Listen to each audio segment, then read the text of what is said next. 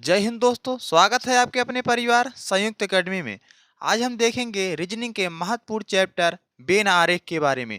यहाँ पे आपकी एक ही वीडियो में पूरा बेन आरेख 100% कंप्लीट हो जाएगा। आपको यहाँ से एक प्रश्न यूपी पुलिस में 100% लिखवा के ले लीजिए। यहाँ से 1 से 2 प्रश्न आपका मिलेगा। आप एक ही वीडियो से इस चैप्टर को आसानी से कंप्लीट कर सकते हैं। आपको इसमें जितना बेसिक रहेगा पहले बेसिक बताया जाएगा, उसके बाद कुछ प्रश्नों को लिया गया है। जिस प्रकार से प्रश्न पूछे जाएंगे आपको यहाँ से उन प्रश्नों को लिया गया है।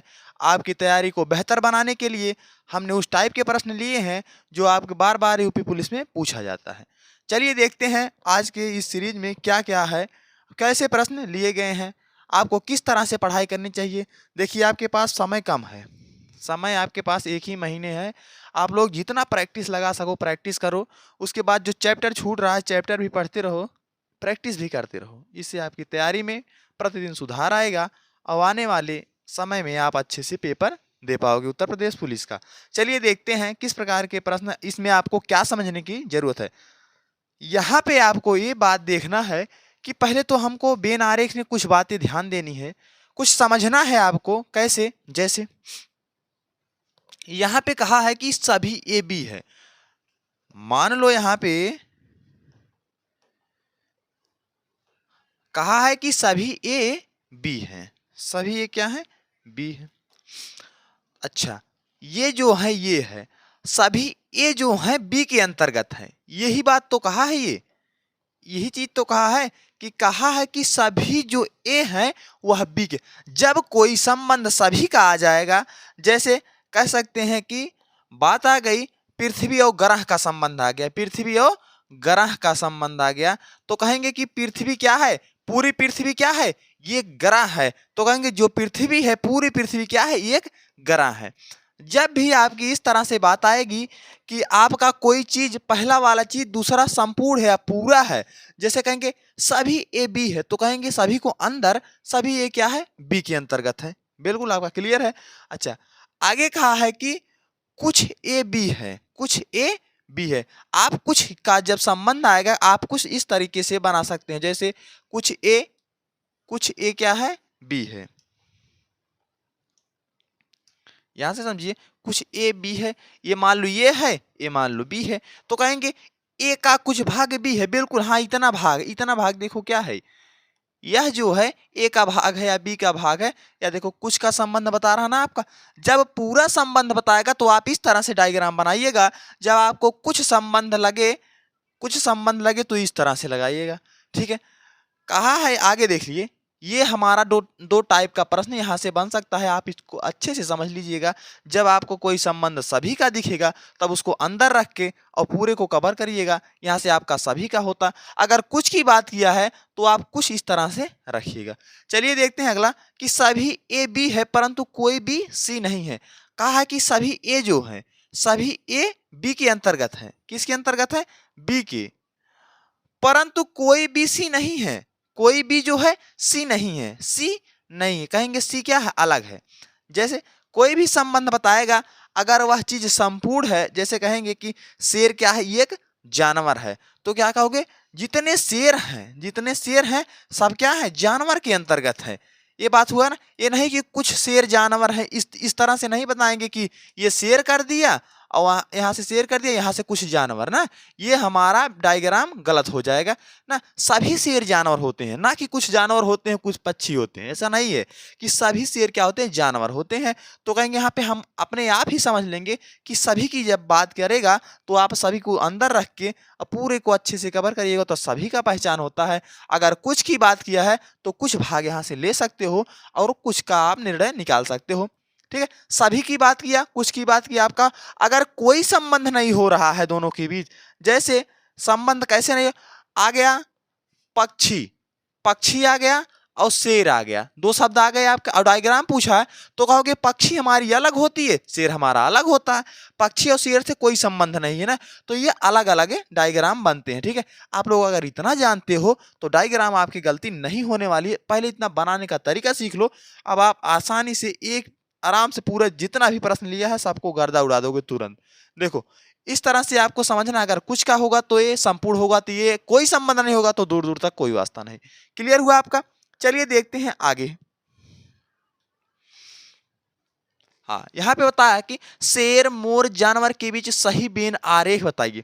आप लोग को पिछला अगर नहीं समझ में आ रहा है, अभी 2-4 प्रश्न करेंगे, अपने आप आ जाएगा कि आखिर बेन आरेख है क्या चीज। बेन आरेख है क्या चीज और कहाँ से कैसे प्रश्न पूछता है। आपका ऐसे पेपर में आ जाएगा कि शेर मोर जानवर के बीच सही बेन आरेख बताइए। आपके ऑप्शन से दिए रहेंगे और बेन आरेख बना के दिया रहेगा। आप लोग को बताना पड़ेगा किस तरह का बेन आरेख बनेगा। कहेंगे कि शेर जानवर के बीच और ये मोर, मोर शेर जानवर ना, तो कहा है कि बीच बेन आरेख होगा। तो कहेंगे पहले देखो शेर, हाँ सभी शेर किसके अंतर्गत होते हैं? जानवर के। बोले क्या? जानवर, जानवर के अंतर्गत है ना, जानवर। अच्छा, मोर क्या जानवर होते हैं? मोर क्या शेर होते हैं? मोर का कोई संबंध नहीं है जानवर और शेर से। कहेंगे मोर हमारा अलग है ना। इस तरह से अगर हमारा डायग्राम मिलेगा कहीं पर, हम उस ऑप्शन को आसानी से टिक करेंगे और हमारा 100% सही माना जाएगा। ठीक है, आप लोग ध्यान दीजिएगा कि जो भी संबंध रहेगा आपका 100% संबंध देख के आप लगाइएगा। अगर संबंध होगा पूरा तो उसको अंदर रखिएगा, अगर कुछ का संबंध होगा तो अभी देखिए प्रश्न और आगे आएगा, कुछ का भी रहेगा किसी का भी नहीं रहेगा, तो आप आसानी से यहां से कर सकते हो ये चीज। ठीक ना। आप लोग इसमें से कुछ अगर जीके की बात अगर आपको याद रहेगी, ग्रह उपग्रह भूगोल की बात अगर आपको याद रहेगी तो आप आसानी से कर पाओगे। ठीक ना। ग्रह उपग्रह, ठीक ना, तारे, इन सबको याद रहेगा तो आप डायग्राम बनाना आपका बेहतर हो जाएगा और भी आसान तरीका आ जाता है आप में, अगर आप इतना जानते रहोगे तो। चलिए देखते हैं अगला प्रश्न क्या है हमारा। इस प्रकार के आप प्रश्न आसानी से बना सकते हो। ठीक ना। कहा है कि सूर्य चंद्रमा ग्रह के लिए सही बेन आरेख होगा। सूर्य चंद्रमा, सूर्य चंद्रमा ग्रह, ये तीनों के लिए सही बेन आरेख बनाइए। आप लोग को अगर आ गया है, समझ में आ गया है, तो अपने मन से एक रफ उठाइए और पेन उठाइए और आसानी से बनाइए। क्या देखिए आपका सही बन रहा है। अभी मैं बताऊंगा और आप लोग मिला लेना। अगर आपका सही होगा तो इसका मतलब आपको बेन आरेख समझ में आ रहा है। बेन आरेख में कुछ नहीं है, छोटी सी बात है, ज़्यादा लंबी वीडियो नहीं बनेगी और आपका कंप्लीट कॉन्सेप्ट दे दिया जाएगा, जिससे आपको भटकने की जरूरत नहीं, पूरे यूट्यूब में खोजने की जरूरत नहीं है। चलिए देखते हैं कि सूर्य चंद्रमा ग्रह। अच्छा, सूर्य क्या है, चंद्रमा क्या है, ग्रह क्या। पहले तो समझो सूर्य क्या है। सूर्य सबसे बड़ा चीज होता है सूर्य। सूर्य क्या है? सूर्य एक तारा है। एक क्या है? तारा है। जो नहीं जानता वह नोट कर सकता है कि सूर्य क्या है? एक तारा है। सूर्य एक तारा है। और चंद्रमा क्या है? चंद्रमा, चंद्रमा क्या है? चंद्रमा उपग्रह है। क्या है? उपग्रह। किसका उपग्रह है? पृथ्वी का। किसका? पृथ्वी का उपग्रह है। पृथ्वी का क्या है? उपग्रह। चंद्रमा क्या है? उपग्रह। सूर्य क्या है? तारा। ग्रह क्या होते हैं? ग्रह क्या है? ग्रह हमारे क्या है? ग्रह जैसे आपका मंगल हो गया, पृथ्वी हो गया, बृहस्पति हो गया, शुक्र हो गया ना, ये सब अरुण हो गया, वरुण हो गया, आपके क्या है? ग्रह है। ग्रहों की संख्या 8। आप इसको अच्छे से देख लीजिएगा कि ग्रह का संबंध। अच्छा देखो, क्या ग्रह, उपग्रह और तारा का कोई संबंध बैठ रहा है? यहाँ पे देखिए आपका कोई संबंध बैठ, यहाँ पे कहेंगे कि सूर्य क्या है? एक तारा है। सूर्य क्या है? एक, ये मान लो सूर्य है। सूर्य क्या है? तारा। अगर तारा दिया होता तो कहते कि हाँ सभी सूर्य जो है, सूर्य जो है तारे के अंतर्गत आ जाएगा। तारा दिया होता तब। बात क्लियर। लिया है चंद्रमा, सूर्य और चंद्रमा से कोई संबंध नहीं, क्योंकि सूर्य क्या है? एक तारा है। चंद्रमा क्या है? एक उपग्रह है। बात क्लियर। और ग्रह क्या होते हैं? ग्रह क्या होता है? ग्रह भी अलग हमारा है, ग्रह अलग है। ठीक ना। ये तीनों हमारे डायग्राम इस तरह से कुछ बनेंगे कि ग्रह, चंद्रमा, सूर्य से कोई संबंध नहीं। ठीक है ना। आप यहां से बना सकते हैं डायग्राम। अगला देखिए कि शिक्षित महिला पुरुष। शिक्षित महिला पुरुष, यहां पे आप डायग्राम बनाइएगा और देखिएगा आप कहां तक सही बनाते हैं। चलिए देखते हैं। इस प्रकार के प्रश्न को आसान तरीके से करने के लिए आपको क्या करना है कि शिक्षित महिला पुरुष। बात क्लियर। अच्छा, क्या बताओ, अगर हम यहां पे रखते महिला, पहले तो देखो थोड़ा समझो कि अगर हम महिला रखते, कह सकते हैं कि क्या कहेंगे कि सभी महिला शिक्षित होती है? क्या किसी गांव में या किसी शहर में या किसी देश में सभी महिला शिक्षित होती हैं? ऐसा नहीं है। क्या सभी पुरुष शिक्षित होते हैं? ऐसा नहीं है। आप इसको नहीं कह सकते कि सभी महिला शिक्षित है। सभी महिला शिक्षित नहीं कह सकते या सभी पुरुष शिक्षित नहीं कह सकते, क्योंकि आप सभी पुरुष या सभी महिला शिक्षित नहीं है ना। कुछ पुरुष शिक्षित होते हैं, कुछ महिला शिक्षित होती है। बात क्लियर हुआ कि महिला, ठीक है। अच्छा, कहेंगे कुछ महिलाएं क्या होती हैं? शिक्षित होती हैं। बिल्कुल सही बात है, कुछ महिलाएं शिक्षित होती हैं। कुछ महिला क्या होती हैं? शिक्षित होती हैं। अच्छा, कुछ महिला शिक्षित होती हैं, कुछ पुरुष भी शिक्षित होते हैं। ये नहीं कि सभी पुरुष शिक्षित होते हैं। अच्छा, महिला पुरुष का कोई संबंध नहीं, महिला और पुरुष का कोई संबंध नहीं है। देखो, महिला महिला होती है, पुरुष पुरुष होता है। ये नहीं कहेंगे कुछ महिला पुरुष है, यहाँ पे ऐसा बना दिए कुछ काम बन गया। नहीं, कुछ क्या है? कुछ कुछ नहीं है। महिला महिला है, पुरुष पुरुष है। लेकिन कुछ महिला जो है शिक्षित है और कुछ पुरुष भी क्या है? शिक्षित है। इस तरह से अगर आपका डायग्राम बना था तो आपका बिल्कुल सही है। कमेंट करके बताइएगा कि हाँ, हमारा 3 नंबर एकदम सही है। ठीक है, इस तरह से अगर डायग्राम बना था, आप पेपर में पाओगे ऑप्शन में, जिस ऑप्शन में रहेगा आप ऐसे आसानी से कर सकते हो। चलिए देखते हैं अगला वेन डायग्राम हमारा क्या है कि पुरुष व्यापारी पुत्र। पुरुष व्यापारी पुत्र। आपको कितना बात इसमें ध्यान रखना है कि देखो, ये आपका डायग्राम दोनों बन गया। चलिए समझते हैं इस वाला डायग्राम। 4 नंबर कहा कि पुरुष व्यापारी पुत्र। हाँ, तो बताओ जो पुत्र है, अच्छा, सभी पुत्र जो होते हैं, सभी पुत्र वह पुरुष होते हैं कि नहीं? ये बात बताओ तुम। क्या होते हैं? पुरुष। अच्छा, जो पुत्री होंगी वह पुरुष होंगी? नहीं, वह महिला होती है। अभी पुत्री आ जाता तो कहते हैं पुत्री क्या है? महिला है। और सभी पुत्र क्या होते हैं? पुरुष होते हैं। ऐसा नहीं है कि कुछ पुत्र पुरुष होते हैं, कुछ पुत्र महिला होती है। ऐसा नहीं कह सकते आप कह सकते हैं कि जितने पुत्र होंगे हमारे वो सब पुरुष में माने जाएंगे, और जितनी पुत्री होंगी वे सब क्या होंगी? महिला होंगी। ये बात क्लियर हुआ आपका? ठीक है, अगर पुत्री और महिला का संबंध होता तो हाँ, आप कह सकते थे कि ये सभी पुत्री क्या होंगी? महिला। लेकिन पुत्र की बात आया है तो क्या कहोगे कि सभी पुत्र क्या है? पुरुष है। बिल्कुल सही जवाब। कुल सभी पुत्र क्या है? पुरुष हैं। बिल्कुल। अच्छा, अब बताइएगा कि पुरुष जो होते हैं व्यापारी होते हैं? हाँ बिल्कुल, कुछ पुरुष क्या होते हैं? व्यापारी। अरे सब व्यापारी थोड़े होते हैं कि कहेंगे कि सब पुरुष व्यापारी हैं। नहीं, कुछ पुरुष क्या होते हैं? व्यापारी होते हैं। कुछ बेरोजगार होते हैं आप जैसे लोगों की तरह। कुछ बेरोजगार भी होते हैं, कुछ व्यापारी भी होते हैं। ठीक है ना। यहाँ से देखिए, आप कह सकते हैं कि कुछ पुरुष व्यापारी होते हैं। अच्छा, कुछ पुरुष व्यापारी होंगे, क्या कुछ जो पुत्र होंगे वो व्यापारी नहीं हो सकते? हो सकते हैं। हाँ, कुछ पुत्र भी व्यापारी हो सकते हैं। कहेंगे क्या कि कुछ पुत्र और पुरुष दोनों क्या हो सकते हैं? व्यापारी हो सकते हैं। बिल्कुल। यहां से जिसका डायग्राम ये बना था उसका ये एकदम सही है कि कह सकते हैं पुत्र भी व्यापारी हो सकता है और पुरुष भी व्यापारी हो सकता है, लेकिन जो सभी पुत्र होंगे वो पुरुष के अंतर्गत आएंगे। यहां से आप ये बात कह सकते हैं कि आपका ये 100% सही माना जाएगा। ठीक है ना। इस प्रकार के प्रश्न आप डायग्राम मिलेगा। पुत्री आ गया तो महिला से संबंध, पुत्र आ गया तो पुरुष से संबंध। ठीक है ना। ठीक है, शिक्षित आ गया तो महिला भी शिक्षित होती है, पुरुष भी शिक्षित होते हैं, ये तो अलग की बात है। ठीक है ना। इस तरह से हमारा डायग्राम बनेगा। चलिए देखते हैं अगला डायग्राम। हाँ, डायग्राम बना है कि मोर मनुष्य कुत्ता। मोर मनुष्य कुत्ता।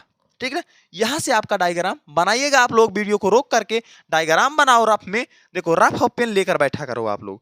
रफ पेन लेने से ऐसा नहीं कि आप लेटे हो बिस्तर में और वीडियो देख रहे हो ना, इससे कुछ नहीं मतलब निकलने वाला। रफ पेन लिया करो। गलत बनाओगे, गलत से ही तुमको अच्छा सीख मिलेगा और अपने तैयारी को और मजबूत कर सकते हो। आप अगर पेन नहीं उठाते तो आपको जब तक देखोगे तब तक समझ में आएगा, लेकिन आप अगर कोई चीज लिख लिख कर पढ़ते हो तो ये आपके दिमाग में आसानी से बैठ जाता है, ताकि आपको जब ऑप्शन में दिखेगा तो आप आसानी से उसको कर सकोगे। ठीक है। सबको लिए कहते हैं कि रफ और पेन लेकर बैठा करो। आप लोग पढ़ाई कर रहे हो, थोड़ा संघर्ष दो। शरीर को जितना आराम दोगे उतना ही आराम मांगेगा, और जितना कठिनाई दोगे उतना ही अच्छा रहेगा शरीर। ठीक है ना। आराम अगर चाहोगे तो जितना आराम दोगे उतना आराम मांगेगा। ठीक ना। ठंडी का मौसम अगर साल ओढ़े हो तो आपको थोड़ा देर लगेगा कि साल से नहीं ठंडी जा रही, तो रजाई ओढ़ोगे। ऐसा नहीं है कि अगर नॉर्मल बैठ के पढ़ रहे हो तो आपको ठंड नहीं लगने वाली, आराम से बैठ के एक स्थान पे बैठ जाइए और अब पेन उठा के लिखते चलिए, पढ़ते चलिए, ठीक ना। संघर्ष तो करना पड़ेगा ना, संघर्ष नहीं करोगे तो सफलता नहीं मिलने वाली। चलिए, मोर मनुष्य कुत्ता, यहां से संबंध। अच्छा, मोर जो होते हैं, हाँ, क्या मोर मनुष्य होते हैं? क्या मोर कुत्ता होता है? नहीं। कुत्ता क्या होता है? कुत्ता अलग होता है। कुत्ता क्या होता है? अलग होता है, बिल्कुल अलग होता है। मोर से और कुत्ते से कोई संबंध नहीं। हाँ, और मनुष्य, मनुष्य भी अलग होता है। क्या कहेंगे? कुछ मनुष्य कुत्ता होते हैं, कुछ मनुष्य मोर होते हैं, ऐसा नहीं कह सकते आप लोग। क्या कहेंगे कि सभी मनुष्य मोर होते हैं? ऐसा नहीं कह सकते। आपका डायग्राम यहाँ से तीनों क्या है? अलग अलग होंगे, तो आपका डायग्राम एकदम सही माना जाएगा। इस प्रकार के प्रश्न को आसानी से आप लोग थोड़ा अपने दिमाग से सोचिएगा कि यह चीज क्या हो सकता है। अगर हो सकता है तो कुछ हो सकता है कि पूरा हो सकता है, आप लोग निर्णय ले लीजिएगा खुद और आपका डायग्राम आसानी से बन सकता है। अच्छा, अगला देते हैं 6 नंबर, हिरन अंडा मछली। हिरन अंडा मछली, ठीक ना। अच्छा, अगर हम इसको मान लें हिरन, हिरन, ठीक है। अच्छा, क्या हिरन अंडा देता है? नहीं। क्या हिरन मछली से कोई संबंध है? नहीं। तो कहेंगे हिरन हमारा अलग है, बिल्कुल ना। लेकिन आगे कहेंगे कि मछली, मछली, हाँ, कुछ मछलियां अंडा देती हैं, बिल्कुल सही जवाब है। कुछ मछलियां क्या करती हैं? अंडा देती हैं, ना। सभी मछलियां अंडा नहीं देती हैं, लेकिन कुछ देती हैं। जो अंडा देती हैं उन्हें अंडज मछली मतलब कहा जाता है। उसके बाद जो बच्चे को जन्म देती हैं उन्हें स्तनधारी में रखा गया है, ठीक ना। कुछ मछलियां ऐसी हैं जो डायरेक्ट बच्चे को जन्म देती हैं, कुछ मछलियां ऐसी हैं जो अंडा देती हैं। मछलियां क्या देती हैं? अंडा देती हैं। तो कहेंगे कि मछलियां जो होती हैं, कुछ मछलियां क्या होती हैं? अंडा देती हैं। यहां से ये डायग्राम मतलब दो का संबंध बताएगा, अब ये का हिरन का कोई संबंध नहीं होगा। कहेंगे ये हमारा डायग्राम बिल्कुल सही है। इस तरह से डायग्राम मिलेगा। कहेंगे कुछ मछली क्या करती हैं? अंडा देती हैं, ठीक ना। सभी मछली नहीं करेंगे, यहाँ पे तुरंत गलत हो जाएगा कि सभी मछलियां नहीं देती है, ठीक ना। ये देखिए, डायग्राम बनाइए नंबर 7 का। नंबर 7 में डायग्राम आप लोग अच्छे से बनाइएगा। क्या है प्रश्न में कि भारतीय महिला शिक्षित।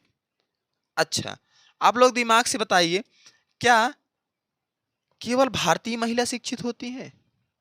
हाँ, कुछ भारतीय महिला शिक्षित होती है, कुछ विदेश की शिक्षित होती है, कुछ अमेरिका की, कुछ चीन की, कुछ नेपाल की, अन्य अन्य देशों के ही शिक्षित होती है। कुल कुछ कुछ ना। ये नहीं कहेंगे कि सभी जो महिला है भारतीय शिक्षित है। कहने का मतलब सभी भारतीय जो महिला है वो शिक्षित है, ऐसे बात नहीं है। चलिए डायग्राम बनाइएगा इसमें। देखिए,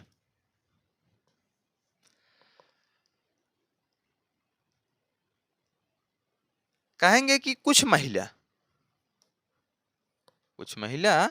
शिक्षित है, बिल्कुल सही जवाब, शिक्षित है, बिल्कुल शिक्षित है। कुछ महिला क्या है? शिक्षित। ये तो हमारा ये बनेगा, ठीक ना। बात क्लियर हुआ।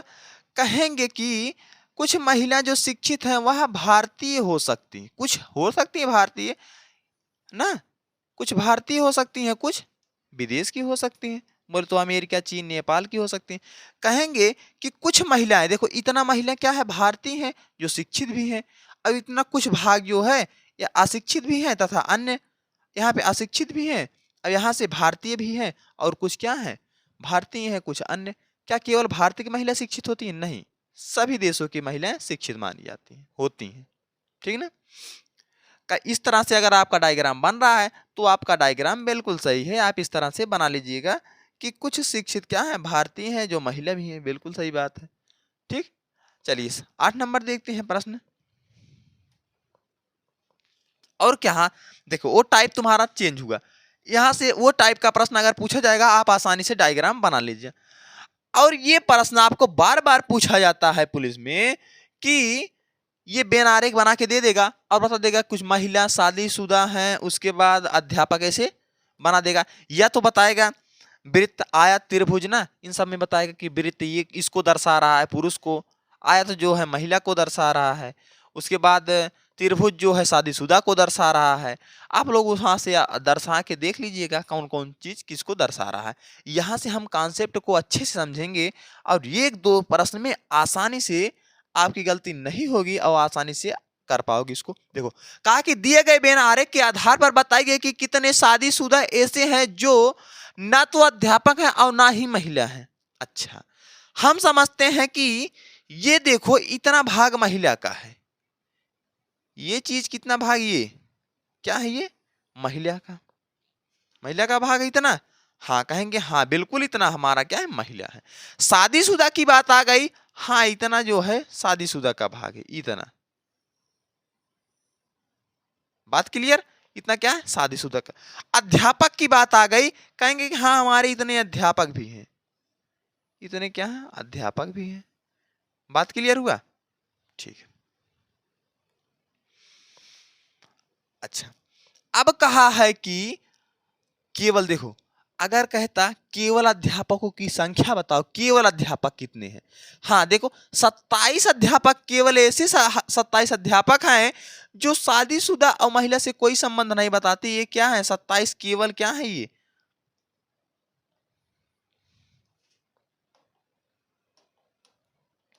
सत्ताईस जो होंगे वे केवल क्या होंगे, वे केवल अध्यापक होंगे। अच्छा, केवल महिलाओं की संख्या, कहोगे केवल महिला 17 है, 8 को क्यों नहीं लिए, क्योंकि यह महिला है तो ठीक है लेकिन शादीशुदा भी है।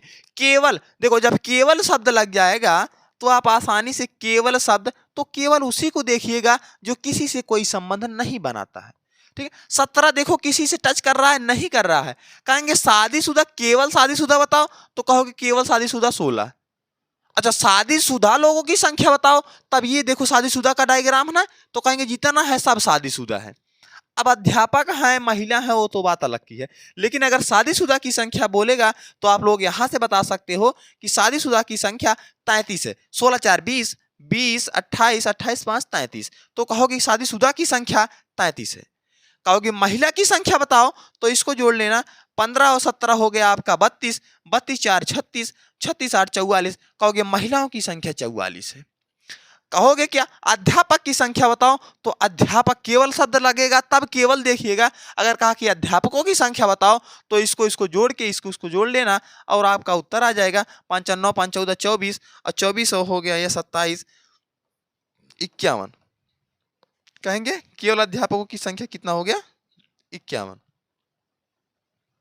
ठीक है, यहां से आप आसान तरीके से अगर केवल शब्द लगाएगा तो आप केवल देखना, अगर कहा कि अध्यापकों की संख्या बताओ या शादीशुदा लोगों की संख्या बताओ, तब आप जितना अंडर है डायग्राम शादीशुदा का सबको जोड़ लेना।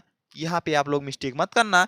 अगर केवल शब्द लगाएगा, लिख लो किसी नोट्स में, सामने नीचे लिख लो, अगर केवल दिखाएगा, लिखो अगर केवल शब्द कहा है तो हम उन्हीं को लेंगे जो किसी डायग्राम से कोई संबंध नहीं रखते हैं। जैसे हमारा 17, अगर महिलाओं की संख्या कहेंगे केवल महिला बताओ, तो कहोगे 17, क्योंकि यह डायग्राम ना तो शादीशुदा से मैच कर रहा है, ना तो अध्यापक से, ना तो यह पीले में है, ना तो यह सफेद में है, यह रेड में है, तो कहेंगे केवल महिला 17। अच्छा, शादीशुदा की बात, केवल शादीशुदा, कहेंगे केवल शादीशुदा 16, क्योंकि ना तो यह महिला है और ना तो यह अध्यापक है।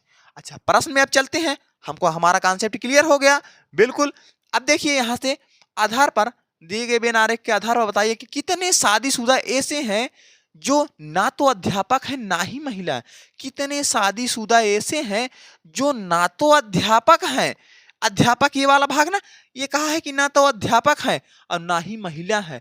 कितने लोग ऐसे हैं, कहेंगे हमारे 16 लोग हैं। कई लोग हैं, 16 लोग ऐसे हैं जो ना तो देखो महिला में है और ना तो अध्यापक में है, क्या है शादीशुदा है। यहाँ पे सामने कहा था जो ना तो अध्यापक है और ना ही महिला है, बिल्कुल ना महिला है ना अध्यापक है।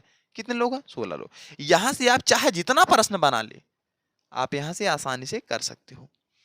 ठीक है ना, यहां से अगर प्रश्न आपका और पूछ लिया, क्या प्रश्न पूछ लिया कि अगर आपसे पूछ लिया, यहां से देखिए, कहा कि कितने शादीशुदा अध्यापक ऐसे हैं जो महिला नहीं है। कितने शादीशुदा अध्यापक ऐसे हैं, आप प्रश्न में उत्तर बताइएगा कमेंट में कि कितने शादीशुदा अध्यापक, कितने शादीशुदा अध्यापक ऐसे हैं जो महिला नहीं। जो महिला नहीं है। अच्छा, महिला वाला इतना है ना, कहेंगे इतना नहीं होना चाहिए ना, लेकिन शादीशुदा भी हो, अध्यापक भी हो, लेकिन महिला से कोई संबंध नहीं होना चाहिए। हाँ देखो 5 हमारा है, 5 क्या है, ये देखो 5 है हमारा, कहेंगे कि 5 क्या है हमारा, 5 देखो, यह देखो ना तो महिला है लेकिन शादीशुदा में भी है और अध्यापक में भी है, कहेंगे उसका उत्तर क्या हो जाएगा, 5 हमारा। 5 क्या है, यह शादीशुदा अध्यापक है जो महिला से कोई संबंध नहीं है इनका। अच्छा, आप लोग फिर से बताइएगा, दूसरा प्रश्न कमेंट करके बताइएगा कि बताइए कि कितने महिला अध्यापक शादीशुदा हैं, कितने महिला अध्यापक शादीशुदा, अर्थात महिला भी हो, शादीशुदा भी हो और अध्यापक भी हो। तब आप क्या कहोगे कि त्यो तीनों में कॉमन हो, अर्थात तीनों डायग्राम से टच करे, वही तो हमारा होगा। महिला में टच कर रहा है, 8 क्यों नहीं लिए, क्योंकि यह देखो किससे, अध्यापक से नहीं, पीले वाले भाग से टच है, नहीं है। अच्छा, 4 देखो, 4 हमारा हाँ रेड वाले भाग से है, ये देखो ये वाला चीज है ना, ये रेड वाले भाग से है, सफेद वाले से, पीले वाले से, कहेंगे 4 जो है यह शादीशुदा भी है, यह जो है अध्यापक भी है, यह महिला भी है, कहेंगे उत्तर 4 हमारा होगा, जो क्या है, शादीशुदा भी है और क्या है, महिला भी है और अध्यापक भी है ना। यहां से आप कितना भी प्रश्न आसानी से कर सकते हो, बिना दिक्कत के, बिना कोई परेशानी के। चलिए आगे देखते हैं।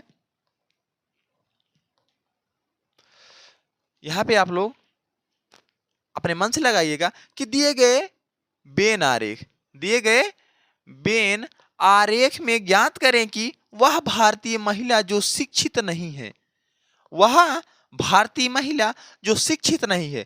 पिछला वाला तरीका शिक्षित नहीं है, देखो पीला इतना भाग है ना, इतना नहीं होना चाहिए आपका, लेकिन क्या हो, भारतीय हो, महिला भी हो। यहाँ पे कहा है कि भारतीय महिला हो, भारतीय महिला हो जो शिक्षित नहीं है। बताइएगा आप लोग क्या सही होगा इसका। भारतीय महिला, देखो 23 क्यों नहीं ले रहे हैं, 23 इसलिए ले रहे हैं क्योंकि यह भारतीय है लेकिन महिला से कोई संबंध नहीं इसका। हाँ 7 हमारा होगा, उत्तर क्या होगा हमारा 7। जो लोग 7 उत्तर दे रहे हैं बिल्कुल सही है उनका, इसका मतलब आपको वेन डायग्राम समझ में आ रहा है। 7 उत्तर बिल्कुल सही है, भारतीय भी है, महिला है, परंतु शिक्षित से कोई संबंध नहीं, कोई लेना देना नहीं है इनका। 7 हमारा क्या उत्तर एकदम सही है। अच्छा, यहां से ये प्रश्न आपका हो गया ना।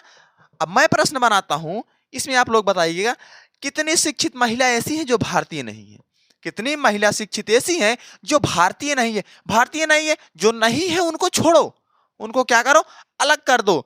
तो देखो महिला भी है और शिक्षित भी है, 3 उत्तर क्या होगा, 3। जो 3 आ रहा है जिसका बिल्कुल सही जवाब है आपका कि यहां से 3 होगा, जो महिला भी है और शिक्षित भी है परंतु भारतीय नहीं है। आपसे कुछ भी पूछेगा, अच्छा केवल महिलाओं की संख्या बताओ, केवल महिलाओं की संख्या, केवल महिलाओं की संख्या बताओ कितना है, तो कहोगे केवल महिलाओं की संख्या 80 है। क्या है, 80 है। केवल महिलाएं कितनी है, 80 ना। टोटल महिलाओं की संख्या, टोटल महिलाओं की संख्या महिला वाला जोड़ लो, ठीक है। केवल भारतीयों की संख्या, जब केवल शब्द लग जाएगा तो किसी से संबंध नहीं होना चाहिए। केवल तो 23 है केवल भारतीय, केवल शिक्षित तो 27 है केवल शिक्षित ना। ये प्रश्न आपको बार बार मिलेगा प्रश्न, इसको अच्छे से समझ के जाइएगा और अपना 1 से 2 नंबर बढ़ा लीजिएगा। चलिए इस सीरीज का ये रहा लास्ट प्रश्न, आपको ध्यान से इसमें देखना है। इसमें हमने 3 प्रश्नों को ऐड किया है। यहां से आपका वेन डायग्राम से 2 ही टाइप बनता है, या तो पूछेगा डायग्राम बनाना, या तो ऐसे दे देगा और इस तरह से बता देगा कि त्रिभुज अंग्रेजी बोलने वालों की संख्या है, आयत जो है भोजपुरी बोलने वालों की संख्या है, वर्ग हिंदी बोलने वालों की संख्या है, वृत्त उर्दू बोलने वालों की संख्या है। तो यहाँ से प्रश्न आपका बन सकता है। बनेगा क्या, यहाँ से प्रश्न बार बार पूछा जाता है। पिछली बार 2019 में ऐसे ही प्रश्न पूछा गया था, ठीक है ना। आपको जितना भी बताया जाएगा, जिस टाइप का बताया जाएगा, आपको उतना ही बताया जाएगा जितना पेपर में पूछा जाएगा। आपको फालतू में टाइम वेस्ट नहीं करना पड़ेगा। वही चीज़ पे हम लोग ज़्यादा फोकस करते हैं जो पेपर के लेवल का है और कांस्टेबल के लेवल का है, वही पूछा जाता है। चलिए पहला प्रश्न है, कितने लोग ऐसे हैं जो केवल भोजपुरी और अंग्रेजी 2 भाषाएं बोलते हैं, जो केवल भोजपुरी और अंग्रेजी, हाँ कितने लोग ऐसे हैं जो केवल और भोजपुरी और अंग्रेजी, मतलब भोजपुरी और अंग्रेजी बोलते हो बस और कुछ नहीं। कितने लोग ऐसे हैं जो केवल भोजपुरी और अंग्रेजी दोनों भाषाएं बोलते हो, दोनों भाषाएं बोलते हो। चलिए आप लोग उत्तर बताइएगा। कमेंट करके बताइए क्या होगा इसका। तो क्या होगा आप लोग लिख लीजिएगा, ठीक है। देखो पहले तो हम चलते हैं किसके पास, भोजपुरी और अंग्रेजी बोलने वालों की संख्या के पास। कहेंगे ये भोजपुरी है, ये आयत भोजपुरी है और अंग्रेजी क्या है, त्रिभुज है, बिल्कुल। अब इन दोनों में हमारा कॉमन हो चाहिए और किसी से कोई संबंध नहीं। देखो उर्दू हमारा वृत्त है, इसको अलग कर दो, हिंदी हमारा वर्ग है, इसको अलग कर दो। देखो क्या हम 8 उठा सकते हैं, हाँ 8 उठा सकते हैं, बिल्कुल 8 उठा सकते हैं। क्यों, क्योंकि 8 जो है भोजपुरी भी बोल रहा है। 8 हमारा देखो त्रिभुज के अंतर्गत है कि नहीं, त्रिभुज के अंतर्गत है कि नहीं, त्रिभुज के अंतर्गत है ना। तो कहेंगे 8 हमारा क्या है, भोजपुरी भी बोल रहा है, 8 हमारा अंग्रेजी बोल रहा है। अच्छा हम 9 क्यों नहीं लिए, क्योंकि 9 हमारा भोजपुरी नहीं बोल रहा था, ये भोजपुरी वाला भाग है, भोजपुरी नहीं बोल रहा था 9 ना, केवल अंग्रेजी बोल रहा था। अच्छा हम 10 क्यों नहीं लिए, 10 इसलिए नहीं लिए क्योंकि यह केवल भोजपुरी बोल रहा था, यह अंग्रेजी नहीं बोल रहा था।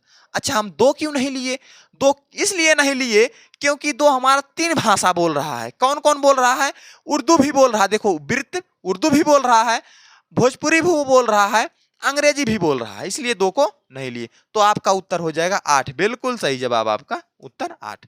अच्छा दूसरा प्रश्न देखते हैं, कितने लोग ऐसे हैं जो केवल उर्दू बोलते हैं, जो केवल केवल उर्दू, देखो यहां से आप केवल उर्दू, केवल उर्दू कितने लोग बोलते हैं। आप पहले उर्दू के पास चलिए, उर्दू क्या है, हमारा वृत्त है, वृत्त है। तो केवल बोला, हमने कहा था जब केवल का संबंध आ जाएगा तो आप किस सबको छोड़ देना और केवल उठाना जो किसी से संबंध नहीं बता। अच्छा 4 हमारा किसी से संबंध बता रहा है, नहीं बता रहा है, तो कहेंगे उत्तर हमारा क्या हो जाएगा, यहाँ पर केवल उर्दू बोलने की संख्या कितनी हो जाएगी, 4। देखो 4 हमारा किसी संबंध है, नहीं संबंध है, ना तो भोजपुरी से है, ना तो हिंदी से है, ना तो अंग्रेजी से है, केवल उर्दू से है, ठीक।